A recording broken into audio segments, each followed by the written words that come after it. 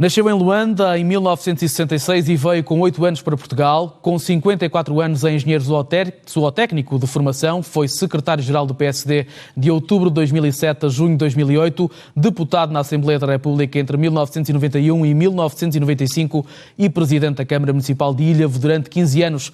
Foi desta autarquia que transitou para a Câmara de Aveiro em 2013, depois de ter vencido as eleições pela coligação entre o PSD, CDS, PPM.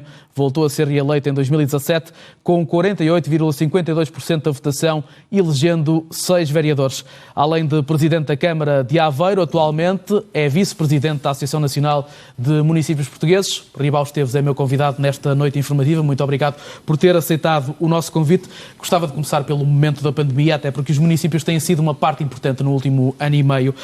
Vi declarações suas há poucos dias pedir ao Governo que adotasse a vacinação obrigatória. É para si o caminho para sairmos desta pandemia? Muito boa noite e muito gosto de estar aqui no Porto Canal. Em primeiro lugar, deixar claro que nós estamos no combate a uma pandemia. Nós não estamos a lidar com uma coisa qualquer. E ou há uma perspectiva muito dirigida àquilo que são as soluções para este problema, ou nós não resolvemos o problema. E, portanto, se a vacinação é, como acreditamos todos que é, como diz a ciência, um instrumento fundamental para este combate, toda a gente tem que ser vacinada.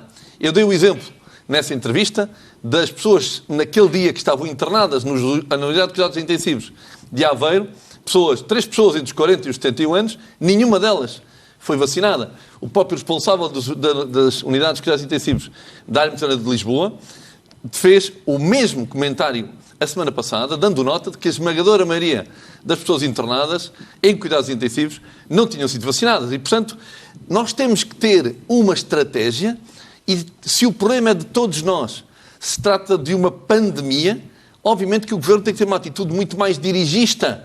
É lógico que somos uma democracia, mas a democracia não pode ser frágil no combate a uma pandemia, porque obviamente está em causa a saúde de todos nós, está em causa o impacto brutal que a pandemia tem na atividade social e económica do nosso país. Nomeadamente, em alguns setores, como a restauração, têm dados do que se está a passar em Aveiro e o que é que será preciso fazer com esse setor e outros que estão a ser bastante afetados pela pandemia. Os dados que temos em Aveiro, comparando, por exemplo, julho deste ano com julho do ano passado, é que os nossos restaurantes estão a faturar 30% a 40% menos, comparando julho com julho.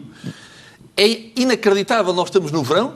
O ano passado, julho e agosto, foram 2 meses excelentes para a restauração, tão bons, quase tão bons como em 2019, e este ano, inacreditavelmente, estamos numa 4ª vaga. Está toda a gente surpreendida, nunca ninguém ainda deu uma explicação objetiva para esta matéria, e quem é que sofre? Os do costume. Eu sou contra estas medidas porque está provado que não é nos restaurantes, que não é na hotelaria que as pessoas se contagiam. Quando nós falamos com os responsáveis da saúde, todos os inquéritos dizem que é em contexto familiar, são em festas de estudantes, são em festas de família. É aqui, nesses encontros sociais informais, que estão a esmagadora maioria dos contágios e, portanto, nós sabemos bem, quando vamos aos restaurantes, todo o cuidado, o distanciamento, a pressão social que temos todos. Mas, enfim, continua a haver este anátema que eu tenho, em relação a ele, uma discordância absoluta. Vamos continuar a nossa conversa e a pandemia vai continuar a marcar também as eleições autárquicas que aí vêm. Apresentou a sua candidatura no último dia 8 de julho, mas a verdade é que não há concordância, ou pelo menos com alguns candidatos da sua candidatura, da Conselhia do PSD de Aveiro, e há também alguns processos a decorrer, nomeadamente internamente no Tribunal do Partido do PSD, no Conselho de Jurisdição Nacional, que tem ainda uma decisão pendente, ao qual o senhor recorreu e que foi feita pela Conselhia contra a Distrital do Partido. O que é que se passa na Conselhia de Aveiro e, nomeadamente, em relação à sua candidatura? Olha, eu não vou perder um minuto com essa temática. Tenho estado fora desse debate público. Os órgãos do partido funcionam, como é natural e evidente. Eu sou o candidato escolhido por toda a gente, incluindo a própria Comissão Política e Conselhia que me escolheu.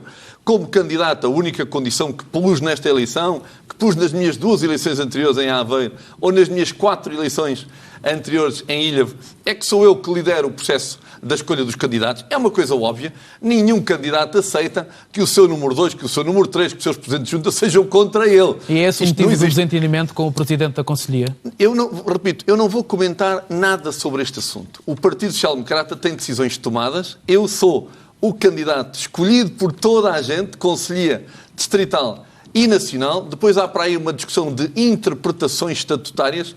Eu estou a fazer o meu trabalho de Presidente da Câmara, em primeiro lugar, que continua a ser, e de candidato a Presidente da Câmara, ou recandidato para fazer o meu terceiro mandato. E aquilo que me preocupa e que me ocupa é a governação do meu município, a apresentação de um programa de continuidade em relação àquilo que estamos a fazer. Os aveirenses estão fora de guerras partidárias, de discussões estatutárias, precisam de uma continuidade deste projeto que tem mudado Aveiro, que recuperou uma Câmara praticamente falida, que acabou com mecanismos de corrupção e favorecimento e, portanto, estamos hoje com uma Câmara em grande velocidade de realização de obra, inovadora, num conjunto de políticas importantes na área da educação, da cultura, da habitação social, etc.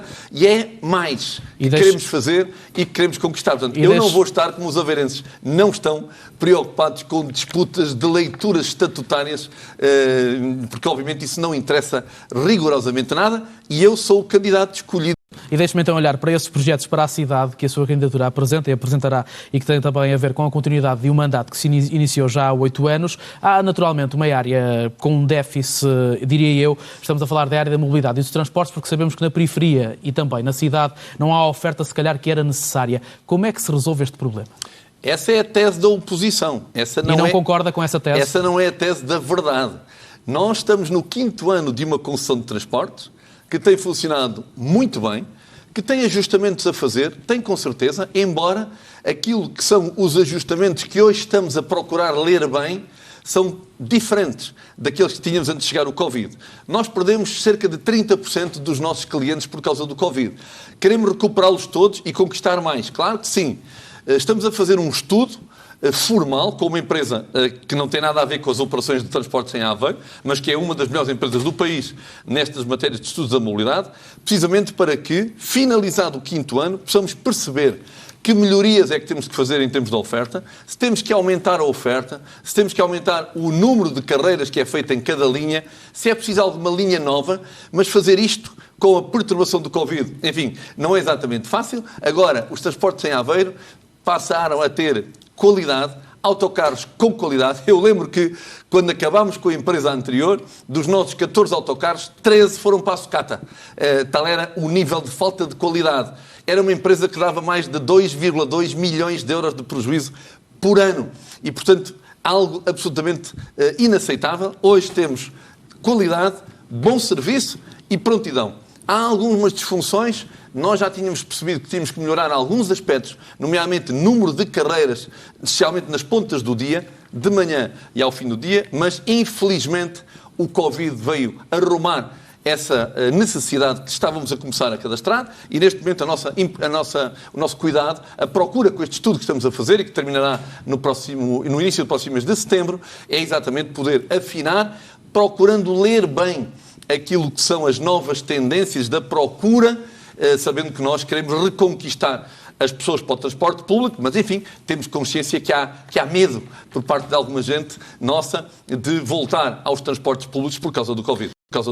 Mantém a ideia do projeto do Rossio de Aveiro, um projeto que tem gerado muita controvérsia, ou alguma, e críticas da oposição e também de outras candidaturas. Há quem lhe chama até por causa do parque subterrâneo que o projeto prevê, o parque de estacionamento subterrâneo, o autarca do Botão. Porquê que insiste, apesar de tantas críticas e controvérsia, em avançar com esta ideia, com este projeto?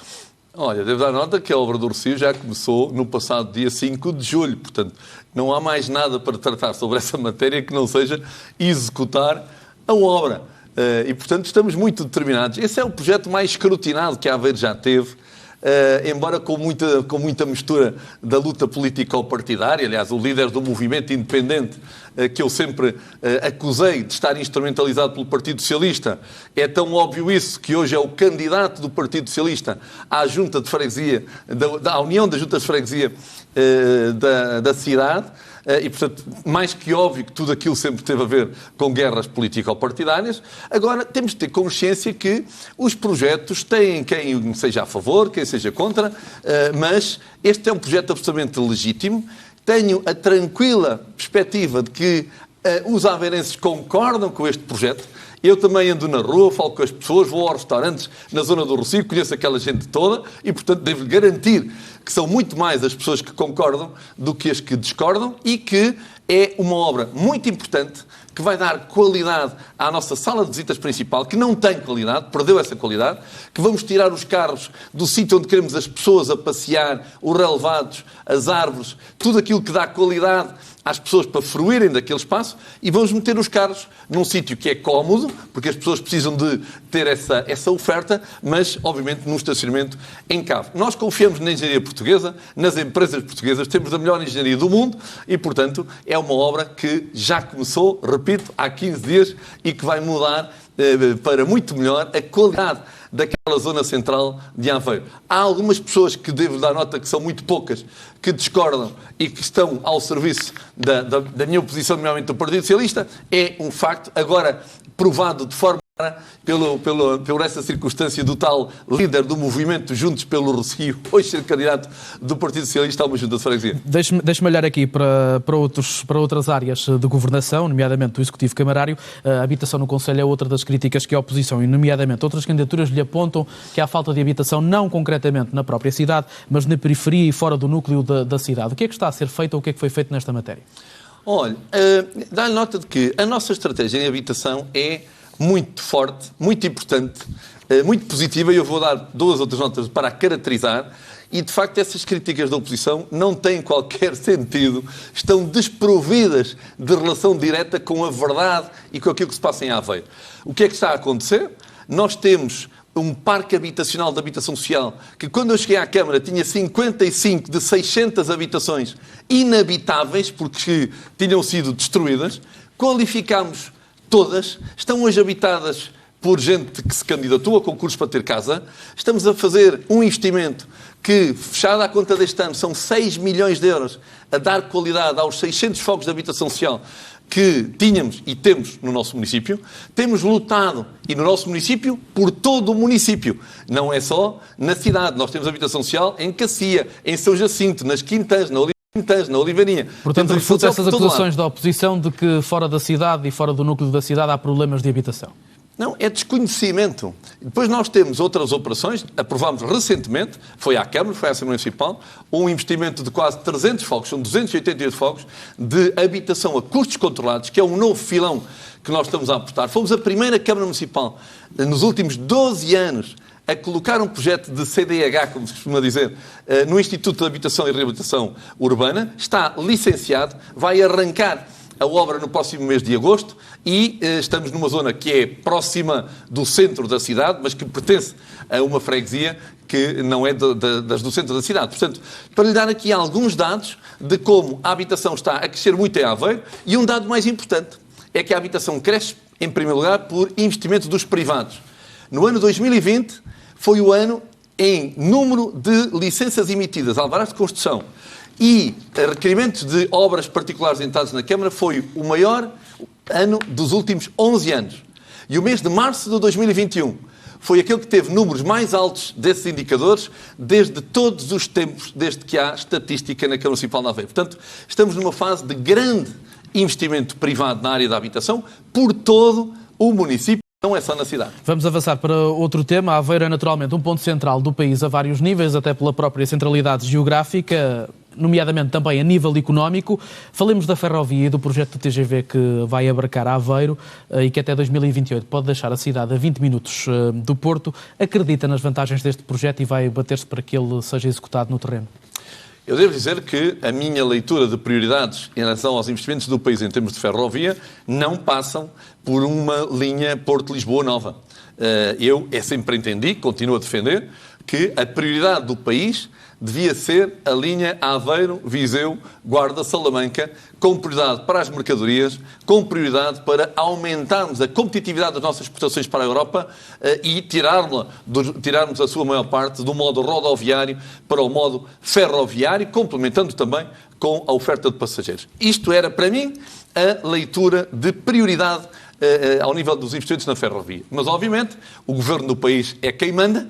Para o governo é a nova linha Porto-Lisboa que é a prioridade e, portanto, eu só devo dizer que tenho tido muito trabalho com as infraestruturas de Portugal e que estamos de acordo com o corredor que está definido, com a forma como o novo corredor se vai ligar ao velho corredor, ao atual da linha do Norte, para que a estação de alta velocidade em Aveiro seja a atual estação e a esse nível estamos de acordo e esse é um projeto positivo para Aveiro. Temos pouquíssimos segundos, deixe-me olhar para umas declarações suas em 2018, quando o Passos Coelho deixou a liderança do PSD, olhando para o seu partido, disse que o PSD não podia ser a nova namorada do PS. Que avaliação é que tem feita da liderança do Rui Rio e acha que se o PSD perder as eleições autárquicas não há muitas formas que não a saída do líder?